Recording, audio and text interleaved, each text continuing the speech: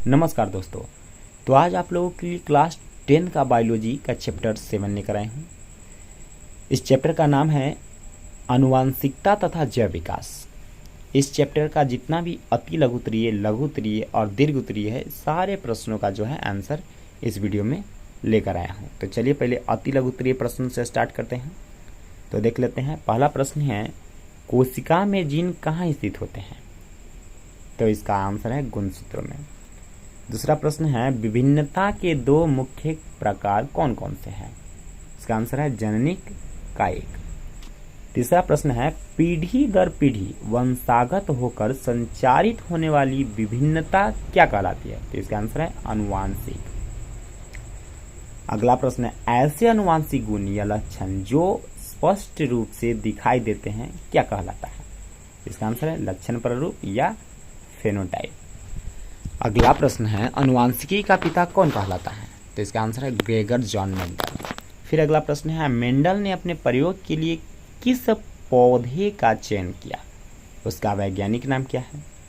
तो इसका आंसर है साधारण मटर के पौधे। अगला प्रश्न है, मेंडल के प्रयोग एक संकरण से प्राप्त जीन रूपी का अनुपात कितना है? तो इसका अनुपात है 1:2:1। अगला प्रश्न है, मेंडल का प्रथम नियम क्या कहलाता है? तो इसका आंसर है पृथक्करण। फिर अगला प्रश्न है, अनुवांशिक विभिन्नता के दो प्रमुख स्रोत कौन कौन से हैं?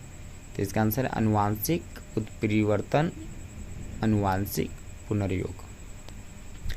अब अगला प्रश्न है, किसी जाति विशेष के एक समष्टि या आबादी में स्थित समस्त जीन क्या कहलाता है?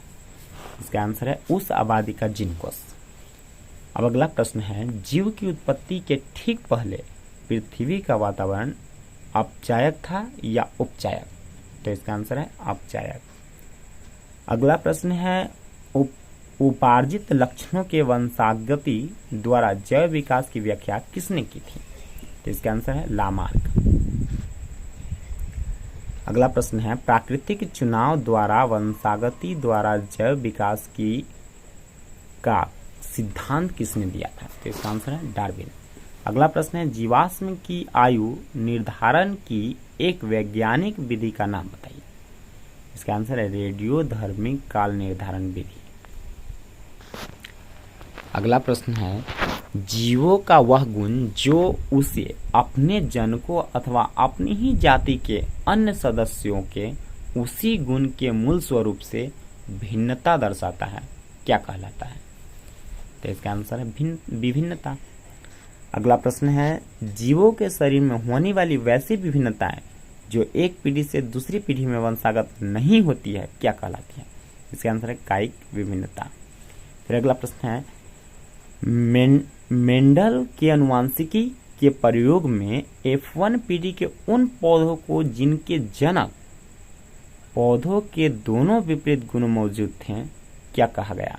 प्रथम संतति। अगला प्रश्न है, मेंडल के एक संकरण के प्रयोग के फलस्वरूप F2 पीढ़ी में उत्पन्न पौधों में लक्षण प्ररूपी अनुपात क्या था?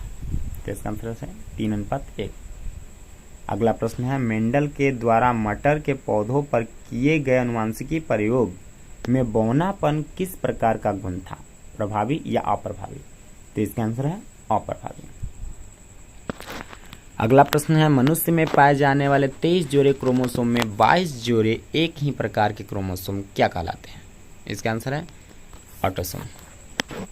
अगला प्रश्न है, जीव विज्ञान की वह शाखा जिसमें जीवों की उत्पत्ति तथा उसके पूर्वजों का इतिहास तथा समय समय पर उनमें एक क्रमिक परिवर्तन का अध्ययन किया जाता है क्या कहलाता है?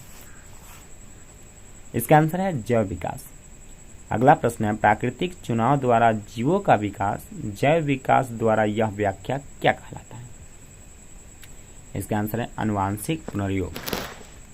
फिर अगला प्रश्न है, जीवों के वैसे अंग जो संरचना एवं उत्पत्ति की दृष्टि से एक समान होते हैं परंतु वे अलग अलग कार्यों का संपादन करते हैं क्या कहलाते हैं?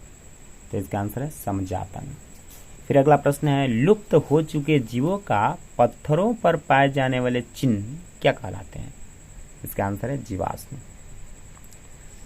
अगला प्रश्न है एक ही प्रजातियों के सदस्यों के बीच आपस में होने वाले प्रजनन क्या कहलाते हैं? तो इसका आंसर है लैंगिक जनन। अगला प्रश्न है फूलगोभी किस प्रकार का पुष्प है? तो इसका आंसर है बंध्य पुष्प। अगला प्रश्न है मानव का उद्भव स्थान मूल रूप से अफ्रीका है या एशिया? तो इसका आंसर है अफ्रीका। फिर अगला प्रश्न है उद्भव की दृष्टि से मानव का सबसे करीबी संबंधी कौन है? तो इसका आंसर है जीवाश्म। अगला प्रश्न है आधुनिक मानव का प्राचीनतम जीवाश्म अफ्रीका के किस स्थान से प्राप्त हुआ है? तो इसका आंसर है इथियोपिया नामक स्थान से। अगला प्रश्न है डीएनए के अनुक्रम के तुलनात्मक अध्ययन द्वारा किसी जीव के पूर्वजों की खोज क्या कहलाता है? इसका आंसर है आणविक जातिवृत्त। तो ये था अति लघु उत्तरीय। अब चलते हैं लघु उत्तरीय प्रश्न पर। तो इसका पहला प्रश्न है विभिन्नता की परिभाषा दें। तो देख सकते हैं इसका आंसर नीचे दिया गया है। अगला प्रश्न है अनुवांशिकी का अर्थ बताइए। तो इसका भी आंसर जो है नीचे दिया गया है। तीसरा प्रश्न है जीन प्रारूप या जीनोटाइप किसे कहते हैं? तो इसका भी जो है आंसर कुछ इस प्रकार से नीचे दिया गया है। अगला प्रश्न है मेंडल का प्रथम नियम या पृथक्करण नियम क्या है? तो इसका भी आंसर कुछ इस प्रकार से दिया गया है। अगला प्रश्न है जीन कोश क्या है? तो इसका आंसर जो है निम्नलिखित दिया गया है, आप लोग देख सकते हैं। अगला प्रश्न है आनुवांशिक गुण से क्या समझते हैं? तो देख सकते हैं इसका आंसर कुछ इस प्रकार से नीचे दिया गया है। फिर अगला प्रश्न है जाति उद्भवन क्या है? तो इसका वही आंसर जो है कुछ इस प्रकार से नीचे दिया गया है। अगला प्रश्न है जंतु वर्गीकरण के विभिन्न स्तरों के नाम लिखें। तो देख सकते हैं इसका भी आंसर नीचे दिया गया है। फिर अगला प्रश्न है समजात अंग एवं असमजात अंग से आप क्या समझते हैं? तो इसका भी आंसर कुछ इस प्रकार से नीचे दिया गया है, आप लोग देख सकते हैं। समजात अंग का ऊपर है और असमजात अंग का नीचे दिया गया है। 10वां प्रश्न है लिंग क्रोमोसोम किसे कहते हैं?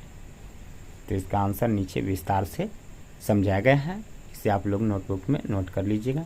अब चलते हैं दीर्घ उत्तरीय प्रश्न की ओर। तो दीर्घ उत्तरीय प्रश्न का पहला प्रश्न है कि विभिन्नता क्या है? जननिक विभिन्नता एवं कायिक विभिन्नता का वर्णन करें।